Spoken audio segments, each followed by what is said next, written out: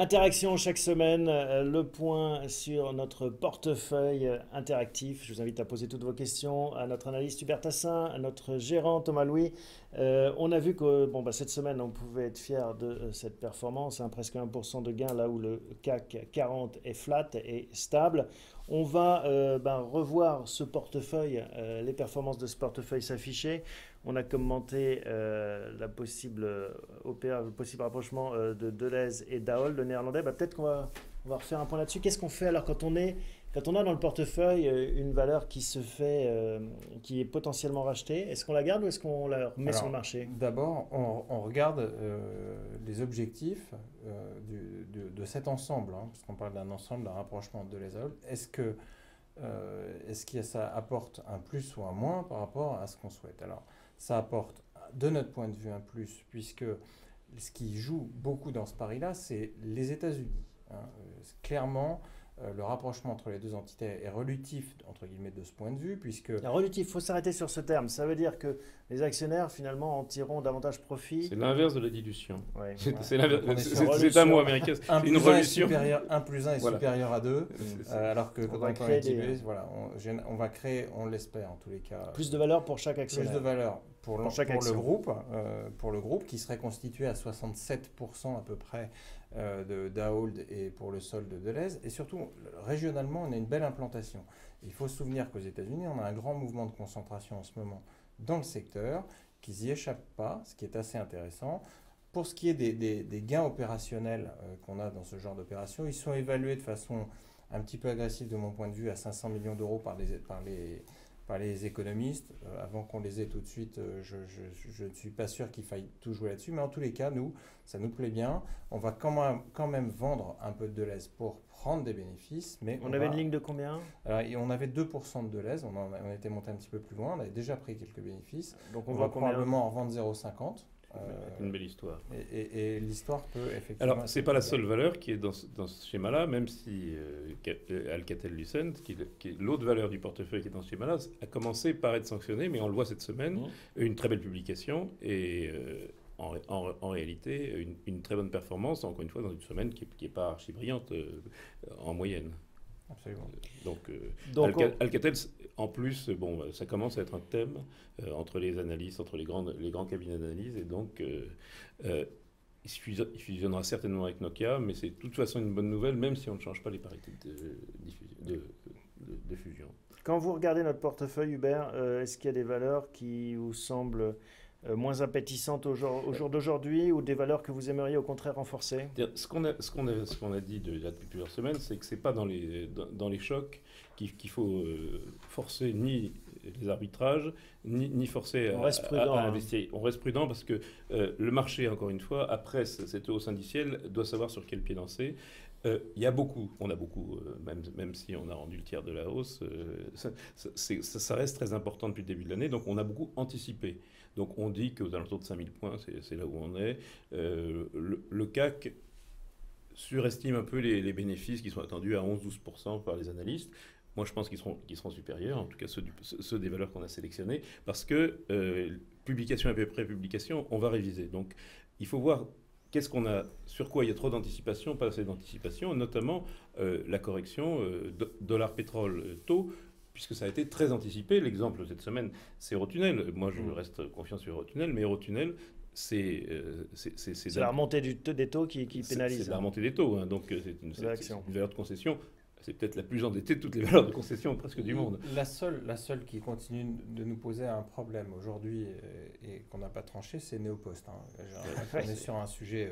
qu'on a depuis le début, en fait, Neopost. Qu'on a depuis le début. On ne peut pas regretter d'avoir une Neopost. Elle a pris une claque qui nous a coûté cher en écart relatif à l'indice. Mais pour l'instant, on attend. Elle est vraiment sous surveillance chez nous. La moindre publication, la moindre nouvelle dans le secteur, et on l'observe, je peux vous le dire, avec attention. Donc le deuxième point, c'est les téléphones, j'en parle à chaque fois, où on est plutôt dans une période où l'histoire est derrière pour beaucoup d'entre elles. Alors, si on veut être très risqué, on va aller chercher du Télécom Italia. On a quand même du KPN et du Telefonica, c'est déjà pas mal. SFR Numéricable a publié une très bonne rentabilité. L'action a fortement progressé cette semaine. A fortement progressé cette semaine. Pendant ce temps-là, Iliad montre que c'est plus dur. Le flibustier, il est attaqué sur les autres. Alors, il est très franco-français, mais... il y a à gagner, mais il fallait aller gagner sur celui qui faisait marcher précisément le plus l'effet de levier des taux. C'est le plus endetté, et donc presque ce qui est le plus important dans l'affaire Numéricable SFR, c'est précisément les taux d'intérêt. La baisse des taux d'intérêt, c'est la plus forte hausse des valeurs du SBF 120 depuis le début de l'année Numéricable.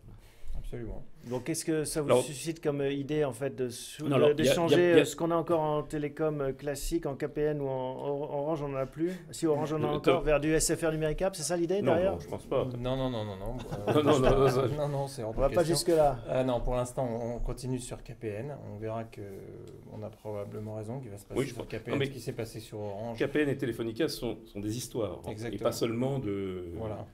Après, le contenu, par exemple, de ce qu'on peut avoir dans Bouygues en téléphone, on a vu qu'ils avaient été victimes de cette guerre des prix menée en France. C'est une surprise pour personne, donc même pas pour le titre. Par contre, on a oublié que Bouygues, c'était aussi un groupe de construction, accessoirement. Ouais. Et donc, dans la construction, pour l'instant, c'est pas mauvais ce qui a été annoncé. Alors, je rebondis.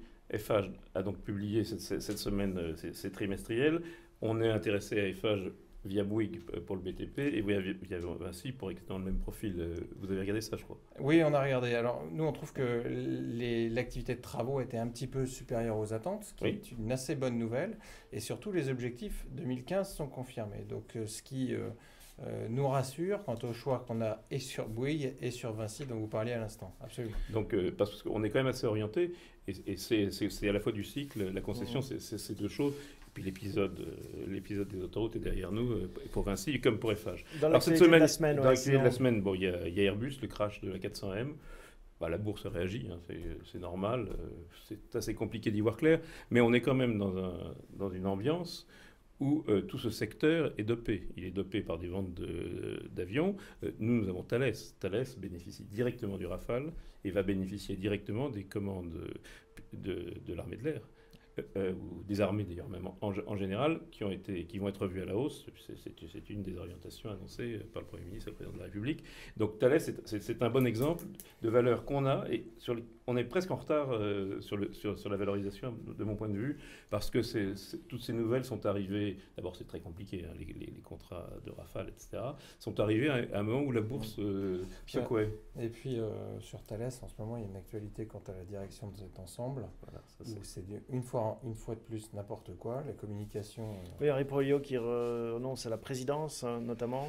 Quand l'État se mêle de nommer les présidents, c'est très mauvais. À chaque fois. Ils sont pas compétents là. C'est un groupe où il y a plus de 60 000 collaborateurs, me semble-t-il. Ça me semble déraisonnable, cette communication. Alors, actualité toujours, Vivendi, dont on parle presque toutes les semaines. Alors, Vivendi, cette semaine annonce... Se renforce dans Canal+. Oui, se renforce dans la société d'exploitation de Canal+, qui était en fait une quasi-obligation. C'était attendu, ils utilisent leur cash de manière intelligente. Ça continue. C'est intelligent de se renforcer c'est idiot de dépenser, de donner 4 fois ou 5 fois plus de taux d'intérêt aux porteurs de cette société Canal+, que ce que ça rapporte. On connaît le fin financier Vincent Bolloré à la manœuvre. J'aimerais qu'on prenne des nouvelles de Rheinmetall. Vous savez, cette petite valeur allemande qu'on a rentrée, elle fait une belle semaine, hein? Elle fait une belle semaine parce que tout le secteur de l'armement se porte plutôt bien, qu'ils ont enregistré des commandes conformément à ce que nous attendions, et qu'elle a une exposition aussi dollar non négligeable, et que pour l'instant tout se passe plutôt bien. C'était une petite en retard par rapport aux autres. Elle est en train doucement mais sûrement de rattraper son retard. Bref, elle fait le job. Ok. Les idées de la semaine, Hubert? Alors, encore une fois, je pense que c'est pas la peine, quoi.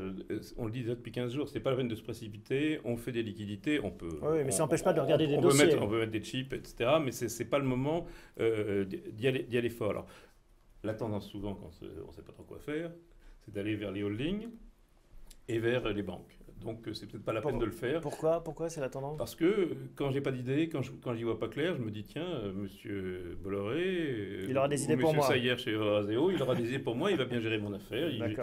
Chez Euraseo, on vend du Moncler, on va introduire apparemment dans de bonnes conditions Europcar. Il y a de la décote. Il y a de la décote sur l'une comme sur l'autre, donc ça peut se comprendre. Sur les banques, il y a deux sujets pour moi importants. Il y a en France le Crédit Agricole où il se passe des choses, et puis il y a les banques italiennes. Et ça, c'est compliqué, parce que c'est là où il y a peut-être le plus de potentiel. Oui, nous on regarde en ce moment Intesa Sanpaolo, qui est la seule qui présente un intérêt de notre point de vue. Les chiffres qui sont sortis sont bons, des pertes moins importantes que prévues. Donc on peut avoir une histoire sur Intesa Sanpaolo, d'autant qu'on l'a vu dans nos chiffres macroéconomiques. Localement, la croissance repart dans des proportions assez importantes, notamment la consommation là-bas. Donc ça vaut le coup probablement de se pencher sur le berceau d'Intesa Sanpaolo. On aura probablement de bonnes surprises. Alors je reste en Italie, je reparle de Autogrill. Autogrill n'a pas un profil totalement différent de celui de Deleuze. C'est-à-dire que c'est une valeur qui est d'abord américaine, qui est lié quand même un peu plus au cycle, puisque c'est lié aux gens qui prennent l'avion, qui sont sur les autoroutes et qui sont dans les gares, mais c'est une valeur 60% américaine, 30% italienne. Donc on a un profil qui n'est pas exactement le contraire. Alors je doute que le groupe Benetton le vende, mais néanmoins on a un profil qui est du même genre, et ça c'est une société qu'on a mis sur le radar et qu'on a mis sur le radar. Mais au final, qu'est-ce qu'on fait cette semaine? Rien, on reste dans cette configuration, on se dit on attend que la poussière retombe. Alors pour nos internautes, pour dire qu'on ne fait pas rien parce qu'on regarde les titres quand même, et notamment les études qui nous parviennent. Et il y a eu cette semaine une étude assez intéressante d'Alpha Value qui reprenait les idées de cycle. Et je vais vous donner quelques exemples. Dans le packaging et dans le papier, sur Stora Enso par exemple, on a une belle histoire probablement qui est en train de s'écrire. On rentre dans le cycle qui nous était cher, on en a parlé. Il n'est pas exclu qu'on jette un coup d'œil à ça. C'est archi-cyclique. Là, on en rentre. Là, quand on rentre une valeur de papier, ça compense beaucoup de valeurs qui sont plus. Exactement. Dans l'hardware pour l'informatique, deux petites françaises probablement à la une. On continue sur Alcatel.